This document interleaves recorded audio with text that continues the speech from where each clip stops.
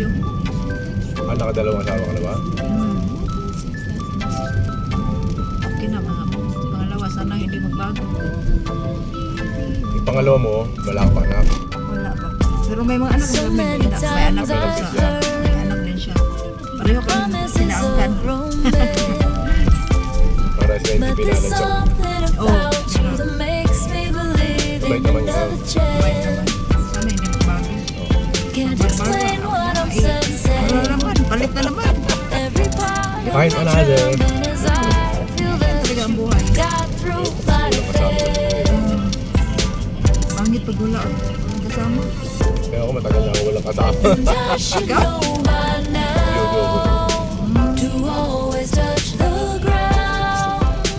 Una siya, pati una siya. Bahala siya. May sakit.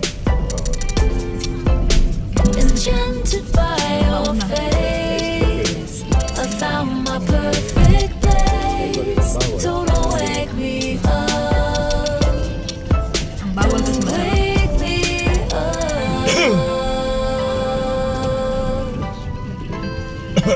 Don't wake me Saan ka, up. kuya?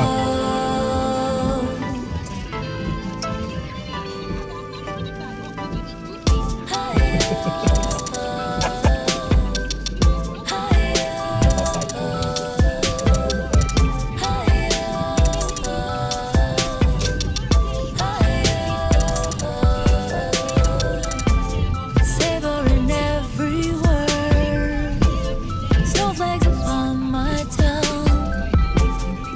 Take your hand in mine, and our eyes feel the heat like a rising Check mo sun. lang. Hindi, may YouTube ako. As I swim in your ocean, I don't even look back to the Ito ba yun? shore. Video. Pag walang We nanonood sa'yo. embrace on the water, and now I'm not Pag merong music. drowning anymore. Don't wake me up. Yung bata ka, isa't manonood ka lang. Pag walang nanonood sa'yo, Don't pag wake mag-live ka me lang. up. Naipon naman yan sa tingin. Is this a shadow pathway? Pagpagawa siya ng bahay. Is this a mirror image? Tagal lang. I don't care in your arms. I could stay here forever. Oo, wala lang. Sige, yung ganun. And I should know by now to always touch the ground. But how I forget.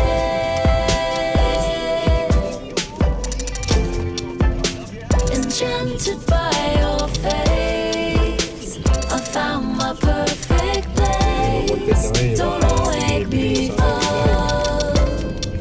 Yung sa TikTok. Wake me Ganyan, up. Item na ng baby yan. Don't wake me up.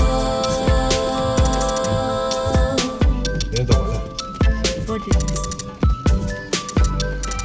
Tanda na. Tama lang. Kainitan pa yun. 50 ka eh. Miss ko nung 50 eh. Kala mo eh. Talaga eh. Dami nga rin mga kasaway. Tay. Tagal hindi ako. Umalis ako sa Shell, wala akong nakuha pasahero.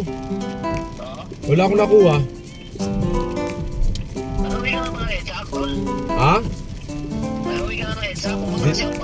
Hindi pa. Naku, talagang hindi ako. Ang tagal ko na din nakikita yung EDSA tol.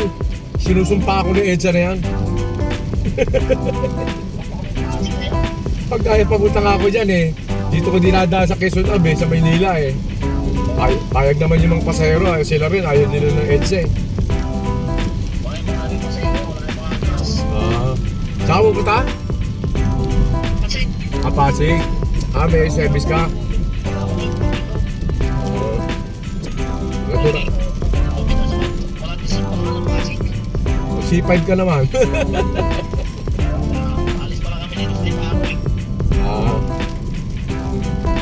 Nakakalimang pasahero pa lang ako tol eh. Oo. Nandito ako sa Maynila, Boss Boulevard.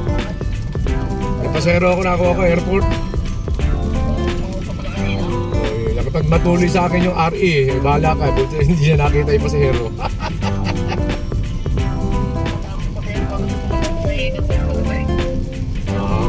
Pero bakit wala na pala RFID? Hindi ako makakuha ng ano eh. Wala namang karga tong RFID mo rito eh, di ba?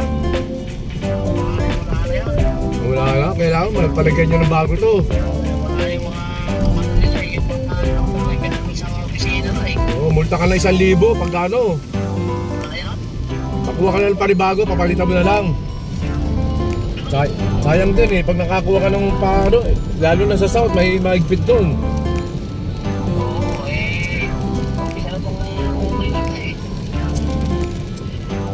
Sayang, may ano ko, sabi ko wala akong RFID eh.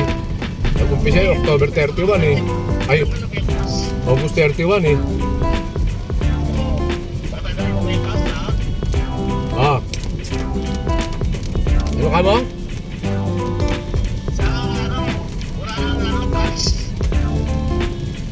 Ah, yung ano, yung RFID? No RFID? Wala na. Ewan ko lang, nung nakaraang ano, nag-skyway ako, meron pa. Dito sa Balintawak ha?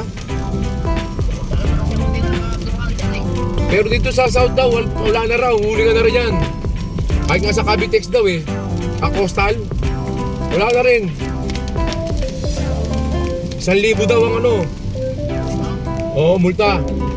Ngayon, pag may RFID ka ng luma, pagkakarga ka, titikitan kita, sabi raw. Eh, kaso wala ka namang card dito, di ba?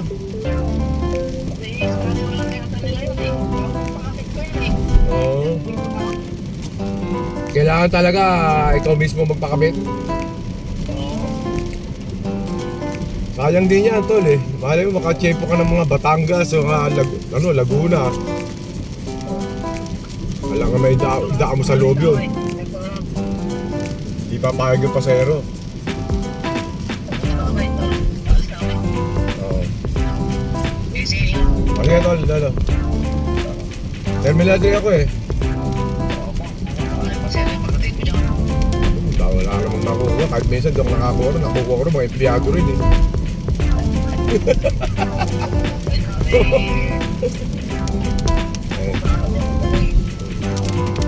Wala nga RFID, mahirap makakuha pa din. Sige na. Oo. Okay.